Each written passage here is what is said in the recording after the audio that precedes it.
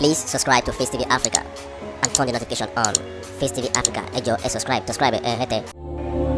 Face TV was Swoby.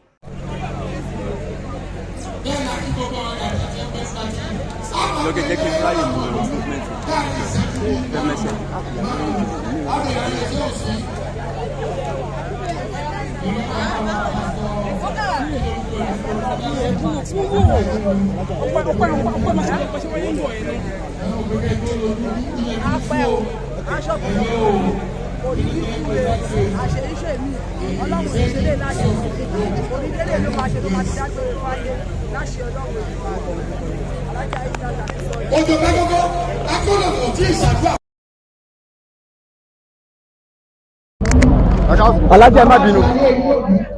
A pẹ́ láyé o, aṣọ ọ̀pọ̀lọpọ̀ ọdún kò ní kú kékeré o.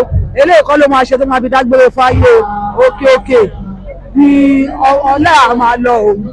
Alájà bá lè jẹ́ gẹ́gẹ́ sọ́mọ lọ́jọ́ ìbí káwọn èèyàn mọ̀. Àbúrò ẹ̀ lèmi. Èmi làbí gbẹ̀yìn màmẹ́. Àbúrò Alájí Musiliu Akínsọ́yà, last born màmá wọn. Alájà Aisha Akínsọ́yà.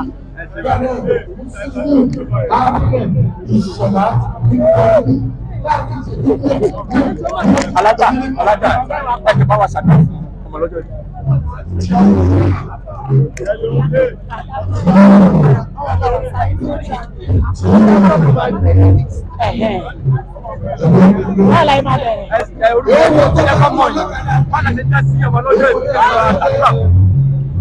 Orúkọ mi ni Alájà Mọ̀dínà Olúọmọ first lady. Báwo ni sọ?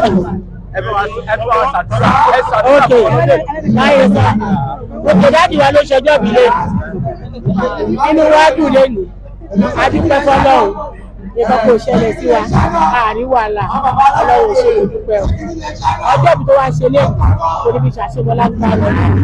Ọdún tó ń bọ̀ bá nínú owó ọlá ẹ̀mí kíkọ́ àtàlàfíà ló máa fi ṣe lágbára ọ̀la. Gbogbo àwọn táwa wá sí ibà sọ́fí ilé wọn lẹ̀ ọlọ́wọ́ bá aṣọ ọdẹ láyọ̀ àtàlàfíà nípa kò ní ṣẹ́ni kọ́kọ́ ní gbogbo wa adé làwọn tàbí wọ́n fílẹ̀ sílé a máa bá wọn lé ní tìdúró àtọ̀yọ̀ àlérí wàhálà àlérí kọ̀ọ̀kan.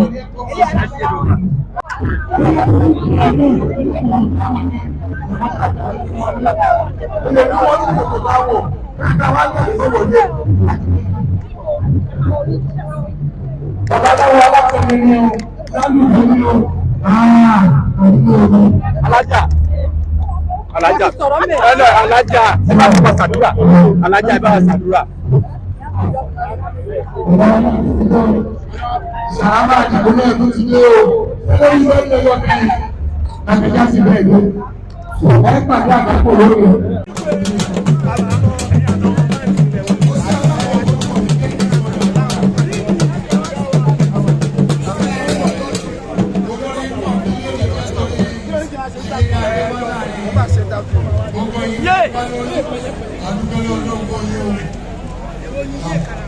No, wọ́n tẹ̀ mọ́lẹ̀ lọ́tọ̀.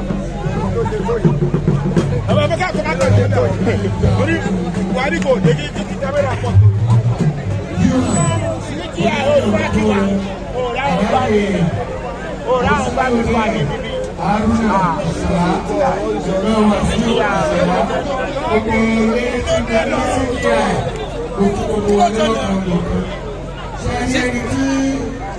Oyinbo sì máa ń bàtà gbogbo ìlú ní ìsìn ayé onítọ̀kùn òní dáa. Òjò ẹ̀mọ̀ ìyàtọ̀ láàrin sísí àtàkùn arúgbó ọjọ́. Mo bí ìṣàjẹ́ ìmọ̀ ìfọ́nà mọ̀ sí. Lọ́gbọ́n mo tẹ ẹ̀rọ ọmọ ẹ̀wà náà. Pẹ̀lẹ́ ẹnu ní ọkọ̀. Wọ́n jẹ́ ṣe kí ní ìwé ìgbẹ́lú sí ẹ̀ nígbà tó wọ́n kú ìgbó lọ́wọ́ àgbẹ̀. Wọ́n bá ti tẹ gbèsè òkú mi. Tí wọ́n bá ti kú kiri, ẹgbẹ́ jẹ́ gbèsè kọjá láàrin. Oṣù nílẹ̀. Bẹ́ẹ̀ ni wọ́n tó sọ̀tà ọ̀gá náà wọlé. Nínú onírúurú ọ̀gá tẹ̀lé. Gbogbo tó yẹ kó kí n ṣe é wà. Nínú onírúurú ayé ọ̀dọ́ náà lórí. Nínú onírúurú ayé ọ̀dọ́ náà lórí. Àfọlá kò ní àgbàsọ̀rọ̀.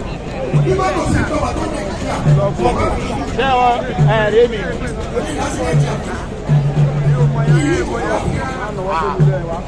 Bàbá wa náà lọ́kadà. Please subscribe to Face TV Africa and turn the notification on. Face TV Africa, ẹ jọ̀ọ́ ẹ subscribe hete. Face TV was Swoby.